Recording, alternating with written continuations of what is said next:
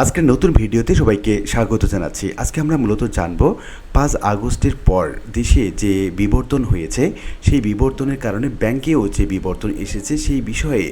অনেকগুলো ব্যাংক আছে যেগুলো প্রায় দেউলিয়া হওয়ার পথে এবং অনেকগুলো ব্যাংক আছে যেগুলো বিগত সরকারের আমলে বিভিন্ন নেতা বা নেত্রী বিভিন্ন রকম ঋণ নিয়েছেন এবং তারা সেই ঋণগুলো মূলত দিচ্ছেন না বা দেওয়ার সক্ষমতা থাকলেও তারা বিদেশে অবস্থান করছেন। আর এই কারণে অনেকগুলো ব্যাংক আছে যেগুলো এখন তলানিতে অবস্থান করছে এবং আজকে আমরা জানব 44টি ব্যাংক খেলাপি ঋণে জর্জরিত হয়ে আছে এবং তালিকায় রয়েছে অনেকগুলো ভালো ব্যাংক। এই ব্যাংক কোনগুলো সেই সম্পর্কে আমরা বিস্তারিত জানব এবং আজকের এই ভিডিও থেকে আপনারা জানতে পারবেন কোন কোন ব্যাংকগুলোতে আপনার ইনভেস্ট করা প্রয়োজন এবং কোন কোন ব্যাংকগুলোতে আপনার একটু অ্যাভয়েড করা উচিত। তো শুরু করা যাক। তো এই সংক্রান্ত একটি প্রতিবেদন দ্য বিজনেস স্ট্যান্ডার্ড নামক একটি পত্রিকা প্রকাশ করে এবং এই পত্রিকার শিরোনামে বলা হচ্ছে 44টি ব্যাংকে খেলাপি ঋণ বেড়েছে, তালিকায় খুব ভালো ভালো ব্যাংকগুলো রয়েছে। পত্রিকায় কী বলা হচ্ছে মূলত সেই সম্পর্কে আমরা এখন জেনে নিচ্ছি। খেলাপি ঋণ কমাতে বাংলাদেশ ব্যাংকের নানা ধরনের সুবিধা দেওয়ার পরও চলতি বছরের জানুয়ারি থেকে মার্চ প্রান্তিকে দেশের 61টি তফসিলি ব্যাংকের মধ্যে 44টি ব্যাংকের খেলাপি ঋণ বেড়েছে। একসঙ্গে এতগুলো ব্যাংকের খেলাপি ঋণ বৃদ্ধি এর আগে কখনো হয়নি বলে জানিয়েছেন কেন্দ্রীয় ব্যাংকের কর্মকর্তারা। কেবল দুর্বল ব্যাংক নয়, এবার আর্থিক সূচকে ভালো অবস্থানে থাকা city bank, prime bank, bank Asia, Uttara bank এবং বিদেশি মালিকানাধীন স্ট্যান্ডার্ড ব্যাংকও উল্লেখযোগ্য পরিমাণে খেলাপিতে পড়েছে। মাত্র 3 মাসে এই 44 ব্যাংকে খেলাপি ঋণ বেড়েছে 31,487 কোটি টাকা। খাতভিত্তিক হিসাবে মার্চ শেষে মোট খেলাপি ঋণের পরিমাণ দাঁড়িয়েছে 5.88 লাখ কোটি টাকা, যা মোট বিতরণকৃত বকেয়া ঋণের 32.26%। গত ডিসেম্বরে এই পরিমাণ ছিল 5.57 লাখ কোটি টাকা, যা 30.60%। বাংলাদেশ ব্যাংকের কর্মকর্তারা বলেন, এই বৃদ্ধির অন্যতম কারণ ডিসেম্বর প্রান্তিকে অনেক ব্যাংক খেলাপি ঋণ কম দেখিয়েছিল। কেন্দ্রীয় ব্যাংকের পরিদর্শনের পরে অনেক গোপন খেলাপি ঋণ উদ্ঘাটিত হয়েছে। এছাড়া নানা কারণে ব্যবসা বাণিজ্যে চাপে থাকায় ঋণ আদায় ব্যাহত হয়েছে। এসব কারণেও খেলাপি ঋণ বেড়েছে। এই ঋণ খেলাপির রাষ্ট্রায়ত্ত ব্যাংক অর্থাৎ 6টির মধ্যে 4টি অবনতি হয়েছে।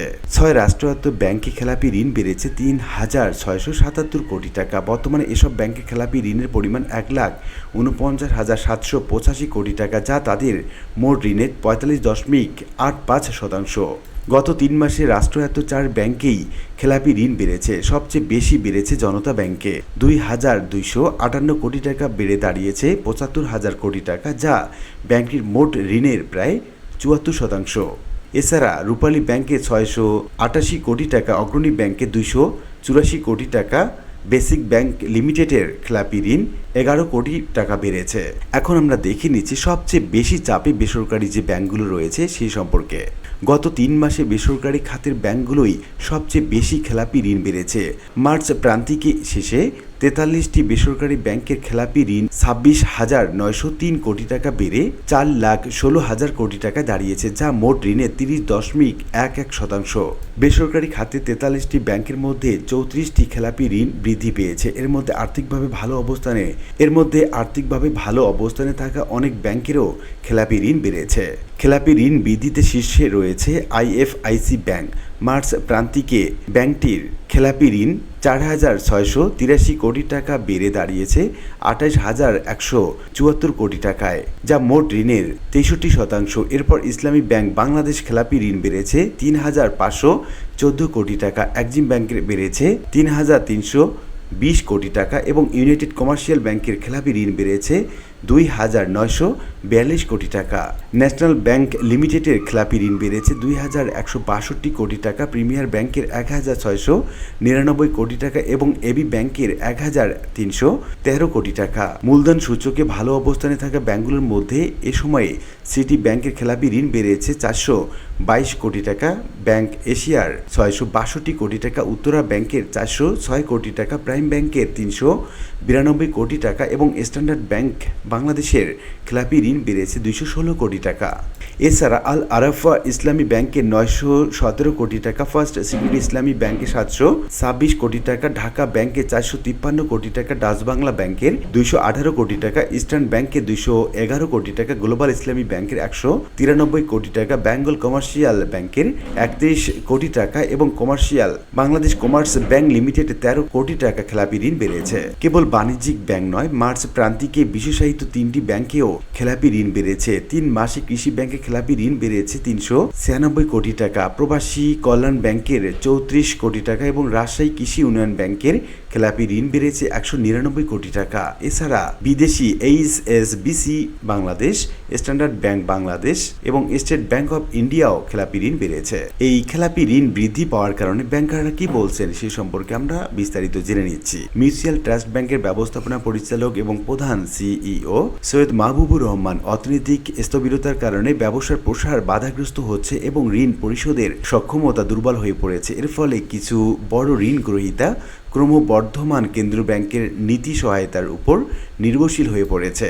এনআরবিসি ব্যাংকের ব্যবস্থাপনা পরিচালক এবং সিইও মোহাম্মদ তৌহিদুল আলম খান খেলাপি ঋণের বৃদ্ধির পেছনে 5টি মূল কারণ চিহ্নিত করেছেন। তিনি বলেন, কঠোর নজরদারির কারণে আগে গোপন রাখা খেলাপি ঋণগুলো এখন প্রকাশ্যে আসছে।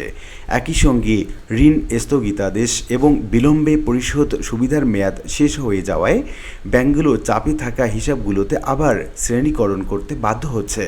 তিনি বলেন, মূল্যস্ফীতি, ঋণের সুদ হার বৃদ্ধি এবং বিশ্ব বাণিজ্যে বিঘ্ন ঘটার কারণে নগদ প্রবাহ সংকুচিত হচ্ছে।